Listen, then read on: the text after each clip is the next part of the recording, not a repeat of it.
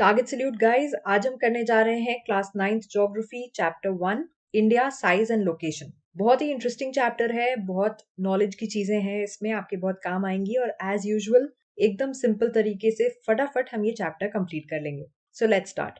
ये सब तो आपको भी मालूम है कि इंडिया जो है वो एक बहुत ही एंशिएंट सिविलाइजेशन है और हमने पूरे वर्ल्ड को बहुत कुछ ऑफर किया है और हमारी जो सोशियो इकोनॉमिक प्रोग्रेस रही है इंडिपेंडेंस के बाद से वो काफ़ी अच्छी रही है। और हम लोगों ने बहुत सारी फील्ड्स में agriculture, industry, technology, overall economic development, हर चीज़ में बहुत ही अच्छी प्रोग्रेस दिखाई है। ऑब्वियसली बहुत सारी वर्ल्ड हिस्ट्री जो है वो इंडिया से आती है and India has played a really important role in contributing to the world. तो इस चैप्टर में हम पढ़ेंगे इंडिया के बारे में, उसकी ज्योग्राफी के बारे में और शुरुआत करते हैं उसकी लोकेशन से। आपको भी मालूम है इंडिया एक बहुत बड़ी कंट्री है और ये पूरी तरह से नॉर्दर्न हेमिस्फीयर में है। हम पहले के चैप्टर्स में पढ़ चुके हैं। अगर आपने हमारे पुराने लेक्चर्स नहीं देखे हैं प्रीवियस क्लासेस के, तो it would really help you अगर आप थोड़े बेसिक्स रिवाइज करने के लिए पहले के चैप्टर्स देखिए हमारे। तो उसमें हमने बहुत ही डिटेल में एक्सप्लेन किया हुआ है कि अर्थ को नॉर्दर्न और सदर्न हेमिस्फीयर में डिवाइड किया जाता है और ये डिवाइड होता है इक्वेटर से। ठीक है ना? तो इंडिया जो है वो पूरी तरह से नॉर्दर्न हेमिस्फीयर में लाई करता है, इक्वेटर के ऊपर की तरफ। और जो इंडिया का लैटिट्यूडनल और लॉन्गिट्यूडनल एक्सटेंट है वो है 8 डिग्री 4 मिनट्स नॉर्थ से लेके 37 डिग्री 6 मिनट्स नॉर्थ। ये है इंडिया के लैटिट्यूड्स। और लॉन्गिट्यूड्स की बात करें तो 68 डिग्री 7 मिनट्स ईस्ट से लेके 97 डिग्री 25 मिनट्स ईस्ट। ये है इंडिया के लॉन्गिट्यूड्स। तो ये आपको ध्यान रखना इंपॉर्टेंट है, आगे चल के आप कॉम्पिटिटिव एग्जाम्स देंगे तो उसमें भी ये बहुत ही कॉमन क्वेश्चन है। जो ट्रॉपिक ऑफ कैंसर है, मतलब 23 डिग्रीज 30 मिनट्स नॉर्थ, ये इंडिया को ऑलमोस्ट दो इक्वल पार्ट्स में डिवाइड करता है। इंडिया के एक साइड पे अंडमान और निकोबार आइलैंड्स भी हैं और दूसरे साइड पे लक्षद्वीप आइलैंड्स भी हैं। तो जो अंडमान और निकोबार आइलैंड्स हैं वो हैं बे ऑफ बंगाल में और जो लक्षद्वीप आइलैंड्स हैं वो हैं अरेबियन सी में। ठीक है ना? अब जब हम इंडिया की लोकेशन के बारे में बात कर ही रहे हैं तो एक बहुत ही इंटरेस्टिंग बात बताती हूँ आपको। इंडिया का जो सबसे सदर्न मोस्ट पॉइंट है वो अंडमान एंड निकोबार आइलैंड्स पे है और उसको कहते हैं इंदिरा पॉइंट। ठीक है? 2004 में, मतलब 2004 में जो सुनामी आई थी उसमें इंदिरा पॉइंट भी काफी डैमेज हुआ था। बहुत ही डेवास्टेटिंग सुनामी थी वो। और आपको मालूम है वहाँ पे इंदिरा पॉइंट पे एक लाइट हाउस है और वो 4.25 मीटर्स जो है वो पानी के अंदर सबमर्ज हो गया था उस सुनामी की वजह से। पानी के अंदर चला गया था बाय 4.25 मीटर्स। लेकिन उसके बाद ऑफ कोर्स उसको ठीक कर दिया गया, उसकी मरम्मत कर दी गई। लेकिन यहाँ पे याद रखने वाली बात यह है कि इंडिया का जो सदर्न मोस्ट पॉइंट है वो अंडमान एंड निकोबार आइलैंड्स पे है और उसको बोलते हैं इंदिरा पॉइंट। ठीक है? अब हम इंडिया के साइज की बात करते हैं। इंडिया एक काफी बड़ी कंट्री है और इसका पूरा एरिया अगर हम बात करें तो वो है 3.28 million square kilometres. That is right, that is a huge number, 3.28 million square kilometres. और ये पूरे वर्ल्ड का almost 2.4% of the total geographic area of the world है। मतलब अगर पूरे वर्ल्ड का एरिया 100% है तो उसमें से 2.4% पूरा इंडिया के पास है। सुनने में 2.4% कम लगता है लेकिन एक्चुअली ये काफी बड़ा नंबर है क्योंकि India is the 7th largest country of the world. तो इंडिया से सिर्फ 6 कंट्रीज और हैं जो इंडिया से ज्यादा बड़ी हैं, बाकी सब इंडिया से छोटी कंट्रीज हैं। कौन सी कंट्रीज हैं जो इंडिया से साइज में बड़ी हैं? वर्ल्ड की सबसे बड़ी country bye size is Russia. Second number पे है कनाडा, थर्ड पे यूएस, फोर्थ पे चाइना, फिफ्थ पे ब्राजील, सिक्स्थ पे Australia end of course seventh पे इंडिया।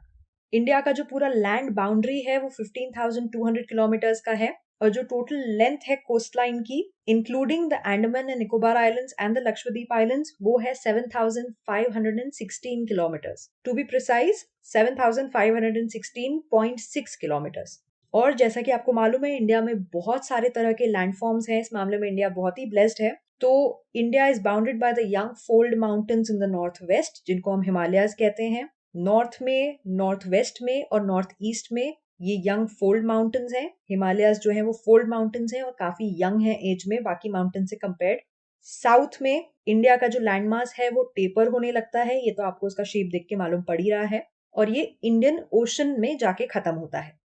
तो इंडिया के लैंडमास की वजह से जो इंडियन ओशन के ऊपर का हिस्सा है वो दो सीज में डिवाइड हो जाता है, Arabian Sea on the west and Bay of Bengal on the east.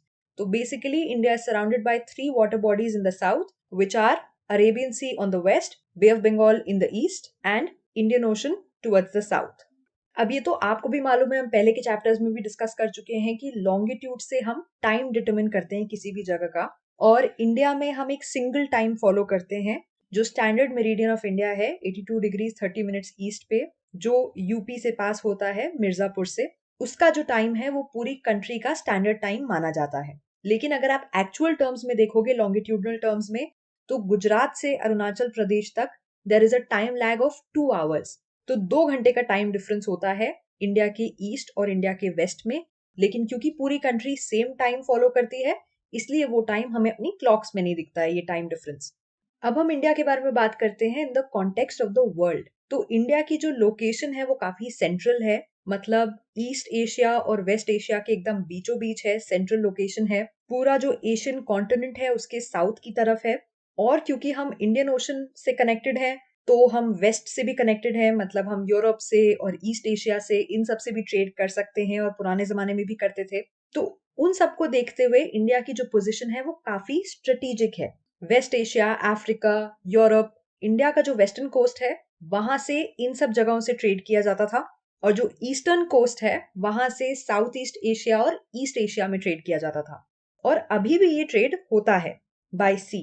और प्लस इंडिया के पास एक और बेनिफिट है कि इंडिया की जो कोस्ट लाइन है वो काफी लंबी है, और किसी भी कंट्री के पास इतनी लंबी कोस्ट लाइन नहीं है। इसीलिए इंडिया की जो पोजीशन है, जो ज्योग्राफिक लोकेशन है, वो काफी ज्यादा स्ट्रेटेजिक है। और आप सोचो, अकेला ओशन है पूरे वर्ल्ड में जो किसी कंट्री के नाम पे नेम किया गया है, तो इंडिया की पोजीशन यहाँ पे कितनी ज्यादा स्ट्रांग होगी इस लोकेशन में। जब यहाँ ट्रेड की बात हो रही है तो आपको एक और बहुत इंटरेस्टिंग बात बताती हूँ। पहले के टाइम में ट्रेड तो ऑब्वियसली काफी टाइम से हो रहा है पूरे वर्ल्ड में। पहले के टाइम में जब इंडिया से यूरोप ट्रेड किया जाता था तो वो ऑब्वियसली बहुत ही लंबा डिस्टेंस है। लेकिन आप सोचो, छोटी छोटी वाटर बॉडीज कितना फायदा कर सकती हैं। जो स्विस कनाल है उसको 1869 में ओपन किया गया था। आपको आपकी स्क्रीन पे दिख रहा है स्विस कनाल का लोकेशन। तो जो स्विस कनाल है वो 1869 में ओपन किया गया था, उसके पहले तक वो एग्जिस्ट नहीं करता था, मतलब उसको ट्रेड के लिए नहीं यूज किया जाता था। तो जब स्विस कनाल खुला उसके बाद इंडिया का यूरोप से जाने का जो डिस्टेंस है वो अराउंड 7000 किलोमीटर से रिड्यूस हो गया। मतलब इससे पहले 1869 से पहले अगर कोई इंडिया से यूरोप या वाइस वर्सा ट्रैवल करता था तो उसको 7000 किलोमीटर एक्स्ट्रा ट्रैवल करना पड़ता था, and that too by sea, by ship. तो इमेजिन करो कितना ज्यादा टीडियस होता होगा, और एक छोटे से स्विस कनाल ने इस डिस्टेंस को कितना ज्यादा रिड्यूस कर दिया। तो अब जैसे कि मैंने आपको बताया कि ऑब्वियसली सी से ट्रैवल करने में बहुत ज्यादा टाइम लगता था, और इंडिया के साथ ट्रेड करना कोई नई बात नहीं है। इंडिया और वर्ल्ड के बीच में ट्रेड बहुत टाइम से हो रहा है, और इंडिया के जो कनेक्शंस हैं दूसरी कंट्रीज के साथ ये सी के थ्रू तो हैं, मतलब मैरीटाइम कॉन्टैक्ट्स हैं इंडिया के, लेकिन लैंड रूट्स बहुत ज्यादा प्रोमिनेंट है। एंशिएंट टाइम्स में क्या होता था, जो माउंटेन्स में पासेज होते हैं, मतलब जो पैसेज होता है जिससे आप माउंटेन्स क्रॉस कर सकते हो, वो बहुत इंपॉर्टेंट रोल प्ले करते थे इंडिया को वर्ल्ड से कनेक्ट करने में। ओशंस उतना पॉपुलर तरीका नहीं था ट्रैवल करने के to reach India.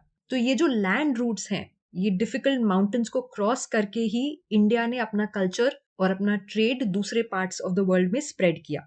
So the idea of the Upanishads, the Ramayana, the stories of the Panchatantra, और इंडिया की जो भी साइंटिफिक एडवांसमेंट थी, the Indian numerals, the decimal system, जो सब इंडिया में डेवलप हुआ था, ये सब इंडिया वर्ल्ड के साथ इन्हीं लैंड रूट्स के थ्रू शेयर कर पाया।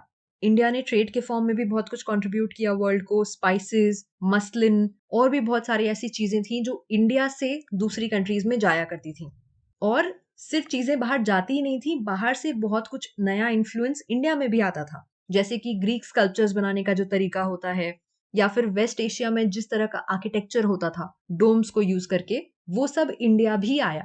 सो this was a very important point of contact. जो लैंड रूट्स थे, they were very important points of contact of connecting India to the world.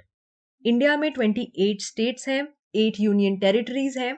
जब हम इंडियन स्टेट्स की बात कर ही रहे हैं तो आपको एक और इंटरेस्टिंग चीज बता दूं।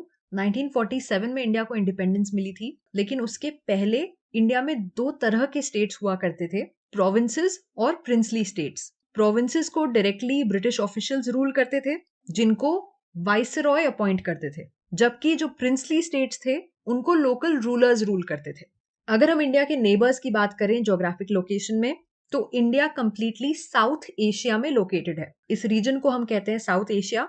और इंडिया की अगर हम इंटरनेशनल नेबर्स की बात करें तो India shares it's land borders with Pakistan and Afghanistan in the north west, China and Tibet, Nepal and Bhutan in the north, and Myanmar and Bangladesh in the east. अगर हम अपने सदर्न नेबर्स की बात करें तो सी क्रॉस करने के बाद 2 आइलैंड कंट्रीज हैं, बेसिकली श्रीलंका और मालदीव्स। ये हमारे सदर्न नेबर्स हैं। श्रीलंका को इंडिया से जो सेपरेट करता है वो है द पाक straight and the gulf of Mannar. अब यहाँ पे टारगेट ट्रेजर के अंडर में मैं आपको एक और इंटरेस्टिंग चीज बता देती हूँ। ये आपकी बुक में नहीं दिया हुआ है, लेकिन आपके लिए ये एक्स्ट्रा नॉलेज है जिससे आपको चैप्टर और बेटर समझ में आ पाए। स्ट्रेट जो होता है वो एक नैरो पैसेज ऑफ वाटर होता है, एक पतला वाटर का पैसेज होता है जो 2 लार्ज वाटर बॉडीज को आपस में कनेक्ट करता है। वो 2 लार्ज वाटर बॉडीज सी हो सकती हैं, ओशन हो सकती हैं, कुछ भी हो सकती हैं। तो इसका एग्जाम्पल है द पाक स्ट्रेट जो इंडिया को श्रीलंका से सेपरेट करता है। इसी तरह से गल्फ क्या होता है? Gulf is a part of ocean और सी जो लैंड में एक्सटेंड कर रहा होता है, जो घुस रहा होता है लैंड के अंदर की तरफ। वो होता सी का ही हिस्सा है लेकिन लैंड में इंट्रूड करता है। For example the gulf of Mannar. तो पाक स्ट्रेट और गल्फ ऑफ मन्नार दोनों ही इंडिया को श्रीलंका से सेपरेट करते हैं। समझ में आ गया आपको? और इसी के साथ देखा, जैसा हमने प्रॉमिस किया था, हमने पूरा चैप्टर बहुत ही जल्दी, बहुत ही सिंपल वे में फटाफट कंप्लीट कर लिया है। और इतने अच्छे से पढ़ाने के बाद भी अगर आपने अभी तक वो सब्सक्राइब का बटन नहीं दबाया है और लाइक हिट नहीं किया है तो यार ऐसे कैसे चलेगा, है ना? तो अभी सब्सक्राइब करो, लाइक करो, कमेंट करके बताओ अगर आपने आज कुछ नया सीखा। And I will see you guys next time. तब तक के लिए take care and keep it simple. Bye bye.